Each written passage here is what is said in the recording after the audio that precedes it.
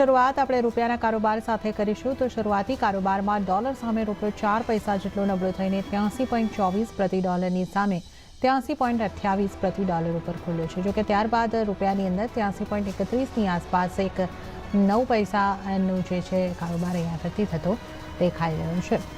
તો આપણે dollar index ઉપર નજર કરી લઈએ. 101.53 ઉપર આપણે ડોલર ઇન્ડેક્સને જોઈ રહ્યા છે અને ક્રૂડ ઓઇલમાં જે ફરી એક વખત આપણને ઉછાળો આવતો દેખાઈ રહ્યો છે, રૂપિયા ઉપર એનું પણ એક દબાણ બનતું દેખાઈ રહ્યું છે. વધુ ચર્ચા કરવા માટે આપણી સાથે જોડાઈ રહ્યા છે એલકેપી સિક્યુરિટીઝના જતીન ત્રિવેદી. જતીનજી, ગુડ મોર્નિંગ અને સ્વાગત છે આપનું CNBC બજાર પર. જતીનજી, કઈ રીતે તમે રૂપિયાને અહીંયા આગળથી જોઈ રહ્યા છો? ડોલર ઇન્ડેક્સમાં આપણે 101 પોઈન્ટ આપણે જોઈ રહ્યા છે, 101 પોઈન્ટની ઉપર થોડો કામકાજ કરતો દેખાઈ રહ્યો છે. રૂપિયો આજે પણ આપણને એક 3-4 પૈસાની એક રેન્જ બતાવી રહ્યો છે. કઈ રીતે તમે અહીંયા આગળથી આગળ રૂપિયાને જોઈ રહ્યા છો? કઈ રેન્જની અંદર રૂપિયો દેખાઈ શકે છે? Good morning Jharna. આપણા CNBC બજારના સભી દર્શકોને અને CNBC બજારની ટીમને નવ વર્ષની ખૂબ ખૂબ શુભકામનાઓ. 2023ના અંદર જેટલા રિટર્ન્સ જનરેટ થયા છે ગોલ્ડ, સિલ્વર ને બાઇંગ કરીને અને ક્રૂડ ઓઇલ અને નેચરલ ગેસને શોર્ટ કરીને, એવું જ હું અપેક્ષા કરું છું કે આગળના 2024ના વર્ષમાં પણ સારા લાભદાયક પ્રોફિટ્સના ટ્રેડ આપણે આપતા રહીએ. તો coming back to the question, રૂપિયાની જે મોમેન્ટમ હમણાં છે થોડીક વીકનેસની જે કન્ટિન્યુડ છે, બીકોઝ ડોલર ઇન્ડેક્સ ક્યાંય ને ક્યાંય થોડોક સપોર્ટ લેતો જોવા મળી રહ્યો છે. 101.20, 101.30ના પાસે એક સ્ટ્રોંગ સપોર્ટિવ મેજર છે અહીંયા ડોલર ઇન્ડેક્સના પાસે. ક્યાંય ને ક્યાંય જોવા જઈએ તો જે ઓલ ઇમ્પોર્ટન્ટ US ઇન્ટરેસ્ટ રેટનું જે એન્ટિસિપેશન જે છે એ હવે કિક ઇન થઈ જાય છે, બીકોઝ વી હેવ એન્ટર્ડ 2024 નાઉ.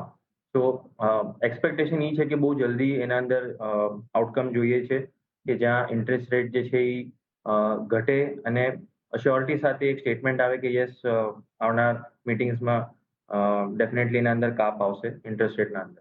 તો that is what the market is trying to anticipate. અને જો જરાક પણ એના અંદર ડિલે થઈ જાય છે તો માર્કેટે ઘણું બધું વસ્તુઓ પ્રાઇઝિંગ કરી છે, તો એ પાછું ફોલ બેક થઈ શકે છે. By that I mean dollar ઇન્ડેક્સના અંદર તમને પાછું એક અપસાઇડ સ્પાઇક જોવા મળી શકે છે. USD INR જે છે એ ઉપર જઈ શકે છે. બાય દેટ આઈ મીન રૂપિયો જે છે એ નબળો થઈ શકે છે.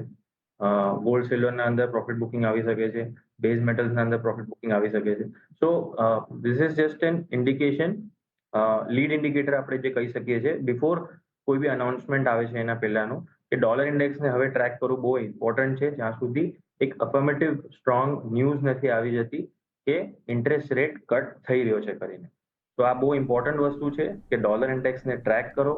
બીજી બધી એસેટ ક્લાસીસ એના સાથે સાથે ઇનલાઇન ચાલશે, કેમ કે ડોલર ઇન્ડેક્સના વિપરીત જ બધી વસ્તુઓ છે હમણાં એઝ ઓફ નાઉ.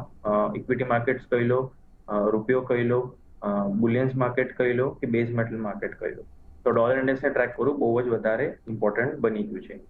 હવે લેવલ સ્પેસિફિકલી ખાલી રૂપિયા ડોલરની જે આપણે મોમેન્ટમ જે છે એની વાત કરી લઈએ તો 83.10, 83.15 જે છે એ બહુ ઇમ્પોર્ટન્ટલી એક રેઝિસ્ટન્સ પોઈન્ટ છે રૂપિયાના માટે, અને 83.40, 83.45 ઓલ ઇમ્પોર્ટન્ટ સપોર્ટ ઝોન છે. આ રેન્જના અંદર આપણે છેલ્લા ઘણા 1-2 મહિનાથી મિનિમમ આપણે જોઈ રહ્યા છે કે આ રેન્જને જ ફોલો કરી રહ્યો છે. તો જ્યાં સુધી ઇન્ટરેસ્ટ રેટ પર કોઈ ડિસિઝન નથી થતું, આઈધર ડિલેડનું કે આઈધર કટનું, કન્ફર્મેશનનું, ત્યાં સુધી આ રેન્જને જ પ્લે કરતો જોવા મળશે. બટ ડોલર ઇન્ડેક્સ જે મેં કીધું મોર ઇમ્પોર્ટન્ટલી ટ્રેક કરવું જરૂરી છે. મારા હિસાબથી 101ના લેવલ્સ જે છે એ બહુ સ્ટ્રોંગલી સપોર્ટ લઈ રહ્યું છે હમણાં. જો 101ના નીચે ટ્રેડ કરવાનો ચાલુ થઈ જાય છે તો પાછું એન્ટિસિપેશન જે છે એ વધી રહ્યું છે એમ સમજીને ચાલુ જોઈએ મેક્રો લેવલ પર કે ઇન્ટરેસ્ટ રેટ કટ થવાના છે. પણ જો 101ના લેવલથી બ્રેક થતા અને હાયર સાઇડ પર આપણે ટુવર્ડ્સ 102ના પાસે જવા માંડીએ છીએ તો ક્યાંય ને ક્યાંય બધી જ એસેટ ક્લાસીસના અંદર પ્રોફિટ બુકિંગ જે છે એ જોવા મળતું રહેશે અને થોડુંક ધ્યાન રાખીને અહીંયા આગળ ટ્રેડ કરવાની જરૂરત છે. જી જા. ઓકે, તો ખાસ ડોલર ઇન્ડેક્સ ઉપર અહીંયા આગળથી ધ્યાન આપવાની આપણને જરૂરી રહેતું દેખાઈ રહ્યું છે. તમામ કોમોડિટીઝ ઉપર આની મોટી અસર આપણને દેખાઈ શકે છે. તો ડોલર ઇન્ડેક્સ 101નો સપોર્ટ લઈ રહ્યો છે. આ સપોર્ટ બની રહ્યો છે યથાવત કે નહીં એના ઉપર આપણે ખાસ નજર રાખવાની રહેશે. અને જ્યાં સુધી રૂપિયાની આપણે USD INRની વાત કરીએ તો આપણે એક નાની રેન્જની અંદર જોઈ રહ્યા છે 83.10, 83.15થી લઈને 83.40-45ની રેન્જમાં આપણે USD INRને જોઈ રહ્યા છે. તો આપણે અહીં આગળથી કરન્સીની વાત કરી છે. સોનાની ચર્ચા તરફ આપણે આગળ વધીએ તો વેસ્ટ એશિયામાં ભૌગોલિક તણાવ વધતા સોનાને સેફ હેવન બાઇંગનો સપોર્ટ મળી રહ્યો છે.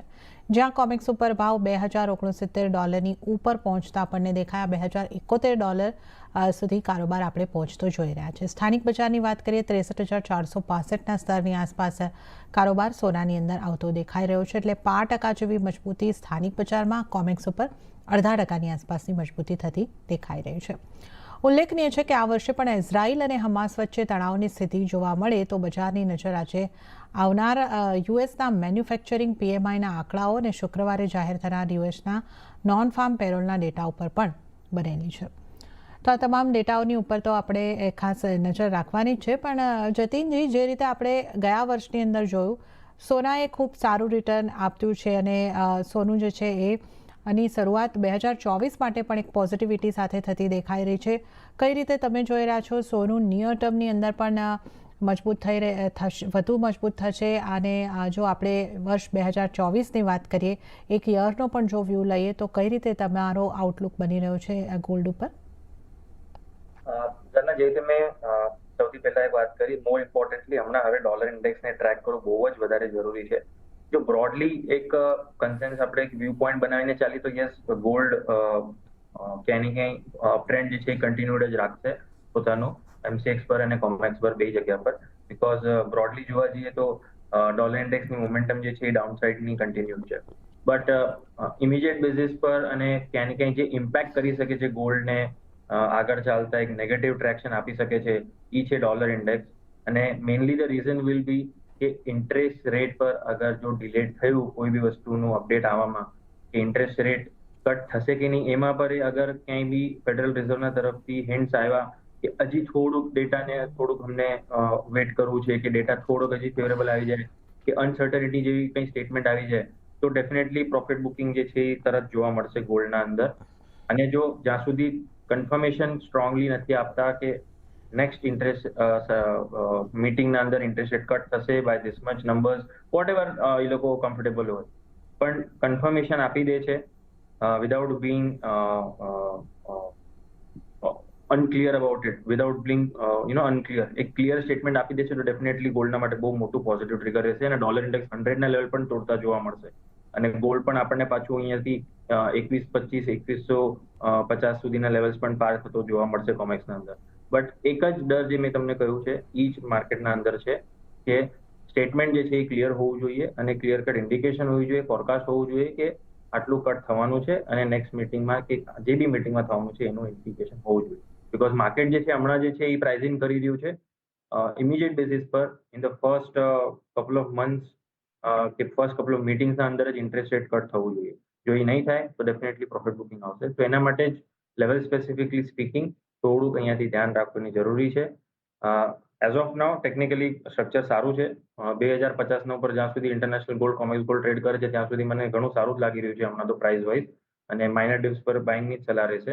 MCX પર એનું વર્ણન જોઈ લઉં હું તો 60,000 એક સ્ટ્રોંગ સપોર્ટિવ ઝોન છે. જ્યાં સુધી 60 ના ઉપર ટ્રેડ કરે છે ત્યાં સુધી બાય ઓન ડિપ્સનો અપ્રોચ રાખો. 64 સુધીના ટાર્ગેટ્સ રાખો. 64 એક સ્ટ્રોંગ હર્ડલ છે. તો 63,300, 63,250 ના પાસે હું કમ્ફર્ટેબલ છું બાઇંગના માટે. એ મારો વ્યૂ પોઈન્ટ રહેશે હમણાં એઝ ઓફ. જી જાણ. ઓકે, તો સોના માટે જે સૌથી મહત્વનું પરિબળ આગામી સમયની અંદર બની રહ્યું છે કે ઇન્ટરેસ્ટ રેટ કટ ક્યારે થાય છે. તો ખાસ ધ્યાન સોનાને માટે એ રાખવાનું છે કે ઇન્ટરેસ્ટ રેટ કટના જે નિર્દેશો છે સ્પષ્ટ મળે છે કે નહીં, એના ઉપર ખાસ ધ્યાન બનેલું રહેશે.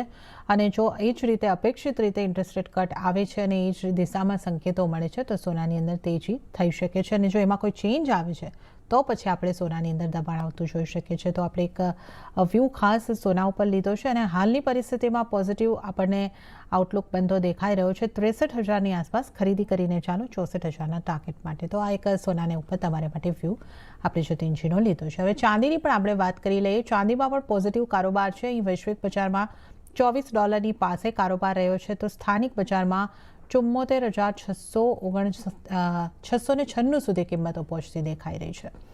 તો 23.96 એટલે લગભગ $24ની આસપાસ કોમેક્સ ઉપર કિંમતો, 0.5%ની મજબૂતી અને MCX ઉપર 0.5%ની આસપાસની મજબૂતી બનવા જઈ રહી છે. જતીનજી, ચાંદીને તમે અહીંયા આગળથી કઈ રીતે જોઈ રહ્યા છો? ચાંદી માટે પણ આપણે આ ઇન્ટરેસ્ટ રેટ કટની જે સંભાવનાઓ છે એના ઉપર ખાસ ધ્યાન રાખવાનું રહેશે. અને આ વર્ષના પરફોર્મન્સની વાત કરીએ તો સોના કરતાં ચાંદીમાં અંડર પરફોર્મન્સ દેખાયું છે, પરંતુ 2024 માટે નિષ્ણાતો ચાંદી ઉપર ઘણા બુલિશ છે. તો આપનો કઈ રીતનો વ્યૂ બની રહ્યો છે? ડેફિનેટલી જે હિસાબથી 2023 અંદર વોલેટિલિટી હતી, બટ ગોલ્ડના અંદર સારા અમથા ગેઇન જે છે એ રજિસ્ટર્ડ થયા છે. 15 to 17% MCX પર અને 12 to 13% કોમેક્સ પર ગોલ્ડ પર રિટર્ન્સ આવ્યા છે. બટ એના સામે સિલ્વરનું કોમ્પેરિઝન જોઈએ છે તો કોમેક્સમાં તો ઇનફેક્ટ ફ્લેટ ટુ ન્યુટ્રલ જ રહ્યું છે. જે લેવલ પર 2022ના એન્ડમાં હતું એ જ લેવલ પર 2023ના એન્ડમાં એ જ લેવલ પર બંધ થયું છે. તો કોમેક્સ પર નો રિટર્ન્સ જનરેટેડ છે. MCX પર ખાલી 5-6% નું ગેઇન છે બીકોઝ ઓફ ધ રૂપી ડેપ્રિસિએશન. બટ ઓવરઓલ પર્સપેક્ટિવથી આપણે ભલે કહી દઈએ કે સિલ્વરના અંદર પર્સન્ટેજ વાઇઝ ગેઇન્સ જે છે તમને જરૂર વધારે જોવા મળશે, બટ સાથે સાથે જ વોલેટિલિટી માટે અગર તમે તૈયાર હો તો જ એ વસ્તુને તમે એક પોઝિટિવ ટ્રેક્શનથી લઈને એના અંદર હેવી પોઝિશન રાખો ગોલ્ડના કમ્પેરિઝનમાં. પણ જો અગર તમે સ્ટેબિલિટી ચાહતા હો અને સ્ટેબિલિટી ના પાસે વધારે ફોકસ રાખતા હો તો ગોલ્ડ ને સિલ્વરના અંદર હેવી વેટેજ જે છે એ ગોલ્ડને આપીને સિલ્વરને થોડુંક એના અંદર 30% વેટેજ આપીને અલોકેશનના હિસાબે 100% અલોકેશન જે બી આપો તમે બુલિયન્સ માર્કેટના અંદર એમાંથી 30% વેટેજ સિલ્વરને આપો ને 70-65% ગોલ્ડને આપો. મારું હંમેશાનું હર વખતે એ જ માનવું છે. ઇવન ધો સિલ્વરના અંદર પોટેન્શિયલ વધી જાય છે પર્સન્ટેજ વાઇઝ રિટર્ન માટે, but at the end of the day જ્યારે પ્રાઇસ રિએક્શન રિટ્રેસ થાય સિલ્વર સૌથી વધારે રિટ્રેસ. તો એક્ઝિટ ઓપોર્ચ્યુનિટી જે છે એ સિલ્વર બહુ ઓછી આપે છે. એટલે જ હું કહીશ કે સિલ્વરના અંદર બહુ વધારે વેટેજ પણ ના આપવું જોઈએ. પરફોર્મન્સ વાઇઝ અને level specifically speaking rightly pointed dollar ઇન્ડેક્સનું બહુ વધારે મહત્વ રહેશે, બટ સાથે સાથે ચાઇનીઝ ઇકોનોમિક ડેટા જે છે કેવું શેપઅપ થાય છે એના પર સિલ્વર પર ઇફેક્ટ રહેશે બીકોઝ બેઝ મેટલ કોમ્પ્લેક્સનું એના અંદર વર્ણન આવી જાય છે. અને બેઝ મેટલ માર્કેટ મને લાગે છે ફક્ત કપલ ઓફ મંથ્સ થોડુંક અહીંયા સાઇડવેઝ મોમેન્ટમ દેખાડી શકે છે, બટ જેવું ઇન્ટરેસ્ટ રેટ કટ જ્યારે બી આવે છે એના પછી બેઝ મેટલ માર્કેટ બહુ સ્ટ્રોંગલી આઉટ પરફોર્મ કરશે. કોપર ઝિંકના સાથે સિલ્વર પણ તમને એના આઉટ પરફોર્મન્સ કરતો દેખાશે અને સ્ટ્રોંગ રિટર્ન્સ જે છે જનરેટ થશે સિલ્વરના માટે. તો એક સિમ્પલ એડવાઇસ એ રહેશે ઘરના બધા વ્યુઅર્સ માટે કે જો ઇન્ટરેસ્ટ રેટ એન્ટિસિપેશન જે ચાલી રહ્યું છે એના પાછળ ટ્રેડ ના લઈને વેટ કરો કે જ્યારે બી એનું ક્લેરિટી આવી જાય કે હા આ ટાઈમથી ઇન્ટરેસ્ટ રેટ કટ થવાનું છે. એના પછી તમે સ્ટ્રોંગલી હેવી પોઝિશન જરૂર બનાવી શકો છો સિલ્વરના અંદર બીકોઝ એક સ્ટ્રોંગ રેલી તમને જોવા મળશે અને એના અંદર તમે કોઈ બી લેવલ પાર્ટિસિપેટ કરશો તમને સારા અમથા ભાવ મળશે આગળ ચાલતા ને એક્ઝિટ ઓપોર્ચ્યુનિટી પણ મળશે. તો this is what my view point is. Level specifically trading opportunities હમણાં તો મને કોઈ નથી દેખાઈ રહી. થોડું વેઇટ કરવું જોઈએ માર્કેટને થોડુંક અહીંયાથી રિએક્શન આપવા માટે બીકોઝ ડ્યુરિંગ ધ વીક બહુ ઇમ્પોર્ટન્ટ ઇકોનોમિક ડેટાસ પણ છે. નોન ફાર્મ પેરોલના ડેટા અનએમ્પ્લોયમેન્ટના ડેટા છે during the last leg of the week. તો લેવલ સ્પેસિફિકલી 74,200 74,300 મને સારું લાગે છે એન્ટ્રી કરવા માટે. સો એક માઇનર ડિપ આવે એના માટે વેઇટ કરો. 73,500 ઓવરઓલ સ્ટોપ લોસ રાખીને હાયર સાઇડ પર 75,500ના ટાર્ગેટ્સ માટે થઈને બાઇંગની ઓપોર્ચ્યુનિટી રહેશે, but buy on dip. Okay, તો હાલ થોડું વેઇટ કરો અને થોડા ઘટાડે ચાંદીની અંદર ખરીદારી કરીને ચાલો. આ એક વ્યૂ બની રહ્યો છે. અને ઓવરઓલ સોના ચાંદીમાં એલોકેશનની જો વાત આવે તો સોનાને વધારે મહત્ત્વ આપો, તો આપણે ખાસ કરીને સોના ચાંદીમાં રોકાણની વાત કરી છે. અને હાલ આ સાથે જ સમય થઈ રહ્યો છે એક બ્રેક લેવાનો. લઈશું બ્રેક અને બ્રેક બાદ આપણે મેટલ, ક્રૂડ તેમજ અન્ય કોમોડિટીઝની ચર્ચા સાથે આ શોમાં આગળ વધીશું. આપ જોતા રહો CNBC બજાર.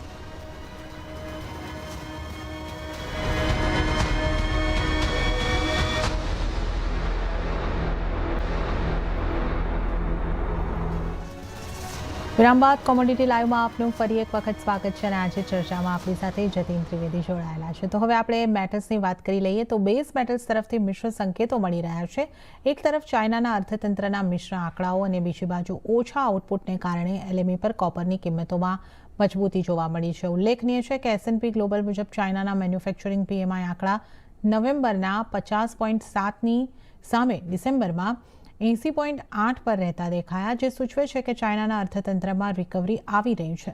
પણ સામે આઉટપુટમાં નરમાશની અસર પણ મેટલ્સની ચાર ઉપર દેખાય. પરિણામે મેટલ્સ તરફથી મિશ્ર સંકેતો મળતા દેખાઈ રહ્યા છે. જતીન, મેટલને તમે કઈ રીતે જોઈ રહ્યા છો? ચાઇના તરફથી જે ડેટા અહીંયા આગળથી આવી રહ્યા છે એનું આપણે કઈ રીતે વિશ્લેષણ કરવું જોઈએ અને મેટલ્સ પાસેથી આપણે કોઈ રિકવરીની આશા રાખી શકીએ? છેલ્લું એક વર્ષ જે છે બેઝ મેટલ માટે એક બહુ સાઇડવેઝ અને મિક્સ્ડ રિએક્શન વાળું રહ્યું છે. જ્યાં ઝિંકના પ્રાઇસીસે થોડુંક નેગેટિવ રિએક્શન્સ આપ્યા છે, નેગેટિવ રિટર્ન્સ આપ્યા છે અને કોપર થોડુંક સ્ટેબિલિટી સાથે રેન્જ બાઉન્ડ રહ્યો છે. એલ્યુમિનિયમ અંદર પણ થોડુંક પ્રોફિટ બુકિંગ રહ્યું છે. બટ મને લાગે છે 2024 જે છે એ બેઝ મેટલ માટે ઘણું સારું રહ્યું છે compared to last couple of years. અને પરફોર્મન્સ વાઇઝ આપણે જોવા જશું તો leaving the first quarter side પહેલો ક્વાર્ટરને અગર થોડુંક સાઈડમાં રાખીને જોઈએ તો નેક્સ્ટ 6 to 8 મંથ્સ જે છે મને બહુ સારા લાગે છે બેઝ મેટલ્સના માટે. ખાસ કરીને જે રીતે મેં પહેલા કીધું કે ઇન્ટરેસ્ટ રેટનું જે અપડેટ્સ આવવાનું ચાલુ થશે એના પછી ઇકોનોમિકલી સ્ટ્રેન્થ જે છે એ વધશે બિકોઝ જેવું ઇન્ટરેસ્ટ રેટ કટ થાય તો મની માર્કેટના અંદર ચેન્જીસ ઘણા આવી જાય છે અને લિક્વિડિટી જે છે હજી વધી જશે માર્કેટના અંદર. અને લિક્વિડિટી વધવાથી કારોબાર જે છે એ ઘણો વધતો દેખાશે અને જેટલું ગ્લોબલી કારોબાર વધશે એટલું બેઝ મેટલની ડિમાન્ડ જે છે એ ક્યાંય ને ક્યાંય વધતી દેખાશે. તો ડેફિનેટલી બેઝ મેટલના માર્કેટ માટે એક અપલિફ્ટ જે છે એ ક્યાંય ને ક્યાંય પેન્ડિંગ છે. થોડુંક સાઇડવેઝ અને રેન્જ બાઉન્ડ છે હમણાં માર્કેટ, તો એને પાર્ટિસિપેશન વાઇઝ જોવા જઈએ તો ટેમ્પરરી ટ્રેડ જે છે ક્યાંય ને ક્યાંય રેન્જ બાઉન્ડ માઇન્ડસેટના હિસાબે રાખવાના. બહુ વધારે અહીંયા બહુ મોટા ટાર્ગેટ્સના હિસાબે ટ્રેડ ના કરવું એ મારું માનવું છે હમણાં. કોપર અને અગર સ્પેસિફિકલી હું વાત કરી લઉં લેવલ સ્પેસિફિકલી તો 725 હમણાં એક સ્ટ્રોંગ સપોર્ટિવ ઝોન પ્લે કરતો જોવા મળી રહ્યો છે અને 737 એક રેઝિસ્ટન્સ પણ છે. તો એઝ ઓફ નાઉ થોડુંક ટ્રેન્ડ થોડું અહીંયા વીક છે, તો અહીંયા શોર્ટ કરીને ચાલી શકાય છે ટુવર્ડ્સ 726 728ના ટાર્ગેટ્સના માટે થઈને, અને 738ના ઉપર એસએલ રાખીને ચાલો. ઇમિડિયેટ બેસિસ પર આ એક 2 થી 3 દિવસના હિસાબે વ્યૂ પોઈન્ટ છે. અને ઓવરઓલ બ્રોડલી ભલે ટ્રેન્ડ પોઝિટિવ હોય પણ હમણાં જે એગ્રેસિવલી જે ટ્રેડર્સ છે ઇન્ટ્રાડે ટ્રેડિંગ અને સ્વિંગ ટ્રેડિંગ જે કરે છે એમના માટે આ કોલ રહેશે કે શોર્ટ કરીને ચલાય 727 સુધીના ટાર્ગેટ્સ માટે. જી જાણ. ઓકે, તો અત્યારે 2-3 દિવસ માટે જે તમારે કોપર ઉપર શોર્ટ તરફ રહેવાની સલામતી દેખાઈ રહી છે 727ના ટાર્ગેટ માટે તમે કોપરને શોર્ટ કરીને ચાલો. તો આપણે અહીંયા આગળથી મેટલ્સની વાત કરી છે. ક્રૂડની વાત કરી લઈએ તો ગઈકાલના ઘટાડા બાદ ક્રૂડમાં ફરી એકવાર નીચલા સ્તરેથી રિકવરી આવતા બ્રેન્ટના ભાવ $78 ઉપર પહોંચ્યા. નાયમેક્સ ક્રૂડમાં પણ આશરે 1%થી વધુની તેજી જોવા મળી અને રેડ સી પર તણાવ વધતા કિંમતોને સપોર્ટ મળતો દેખાયો છે. સપ્તાહના અંતે યુએસ નેવીએ રેડ સીમાં એક કન્ટેનર જહાજ ઉપર હુમલો કર્યાના સમાચાર બાદ ક્રૂડમાં વોલેટિલિટી વધી છે. તો બીજી તરફ બજારની નજર આ સપ્તાહે આવનારા ઇન્વેન્ટરીના આંકડાઓની ઉપર પણ બનેલી છે. જતીનજી, ક્રૂડ જે છે ખાસું એવું વોલેટાઇલ અહીંયા આગળથી આપણને દેખાઈ રહ્યું છે, જે પ્રમાણે આ રેડ સીને લગતા ચિંતાઓ જે બનેલી છે અને એના જે પ્રમાણે સમાચારો આવતા જાય છે એ પ્રમાણે વોલેટિલિટી દેખાય છે. તો કઈ રીતે આપણે સ્ટ્રેટેજી બનાવવી જોઈએ, કઈ રીતે અનિશ્ચિતતાઓની વચ્ચે ક્રૂડમાં ટ્રેડ લઈ શકાય? જરા થોડું ટ્રિકી રહે છે ક્રૂડના માર્કેટને ટ્રેડ કરવું હમણાં એઝ ઓફ નાઉ બિકોઝ ક્યાંય ને ક્યાંય ગ્લોબલી જે ન્યૂઝ ફ્લો અને જે ઇમ્પેક્ટ ચાલી રહ્યા છે એના કારણથી ક્રૂડના અંદર વોલેટિલિટી જે છે એ વધતી દેખાઈ રહી છે. અટેક્સ જે છે અગર જો ઇમ્પ્લિમેશન થઈ જાય છે હમાસના તરફથી on the way they wanted, તો ક્યાંય ને ક્યાંય ક્રૂડના માટે થોડુંક સ્પાઇકઅપ મળી જાય છે. પણ જો કાઉન્ટર અટેક કરીને જો એનું અટેક ફેલ થઈ જાય છે, જે રીતે હમણાં આપણે જોયું છે રિસન્ટલી, તો ક્યાંય ને ક્યાંય થોડુંક સપોર્ટ જે છે એ નથી મળતું ક્રૂડને. સો વોલેટિલિટી, હાઈ વોલેટિલિટીના માર્કેટ્સના અંદર થોડુંક અવોઇડ કરીને ચાલવું જોઈએ ટ્રેડિંગ સ્પેસિફિકલી અગર તમે જોવા જાઓ છો તો. બિકોઝ બે સાઈડના ન્યૂઝ ફ્લો અને બે સાઈડની ટ્રેન્ડ જે છે એ જોવા મળી રહી છે વારંવાર. તો એક ડિસાઇસિવ ટ્રેન્ડ જે છે અહીંયા મને હમણાં પણ નથી લાગી રહ્યું. 74-75 સ્ટ્રોંગ રેઝિસ્ટન્સ છે WTIના માટે અને 80 બ્રેન્ડના માટે. 75 થી લઈને 74 એક સપોર્ટિવ ઝોન છે બ્રેન્ડના માટે અને 69 થી લઈને 68 એક સ્ટ્રોંગ સપોર્ટિવ ઝોન છે WTIના માટે. તો આ રેન્જના અંદર જ પ્લે કરતો જોવા મળી રહ્યો છે. તો મારું આના અંદર ઉલ્લેખ એ રહેશે કે ક્યાંય ને ક્યાંય 79-50ના આજુબાજુ તમને બ્રેન્ડ જ્યારે મળે છે ત્યારે MCX પર તમે શોર્ટ ટ્રેડ લઈને ચાલી શકો છો, જેવી રેટ હોય ત્યારે એ હિસાબથી. અને 81નો એક સ્ટોપ લોસ પકડીને ચાલો માઇન્ડના અંદર બ્રેન્ડ ક્રૂડના હિસાબે. અને જ્યારે બી એના અંદર સ્ટોપ લોસ હિટ થાય છે તો એક્ઝિટ પણ કરી લેવું જોઈએ. સ્ટ્રિક્ટલી મારી સલાહ રહેશે સ્ટોપ લોસ ફોલો કરવાની. અને એના સાથે સાથે લોઅર એન્ડ પર ક્યાંય ને ક્યાંય 5900 થી લઈને 5800 એક સ્ટ્રોંગ સપોર્ટિવ ઝોન છે. તો 5900ના પહેલા અને એના આજુબાજુ પ્રોફિટ પણ બુક કરી લેવાનો છે બિકોઝ MCX પર તમને ક્યાંય ને ક્યાંય 6150ના આજુબાજુ સેલિંગનો રેટ બની જાય છે according to the WTI rate. જી જાણ. ઓકે, તો ક્રૂડ માટે ઉછાળે વેચવાની રણનીતિ તમે આગળથી અપનાવી શકો છો. તો આ સલાહ આગળથી બની રહી છે. નેચરલ ગેસની વાત કરી લઈએ તો શરૂઆતી કારોબારમાં નેચરલ ગેસમાં આશરે 3%ની તેજી સાથે 222ના સ્તરની આસપાસ કારોબાર જોવા મળ્યો. જતીનજી, નેચરલ ગેસ પર હવે આપની કઈ રીતની સલાહ રહેશે?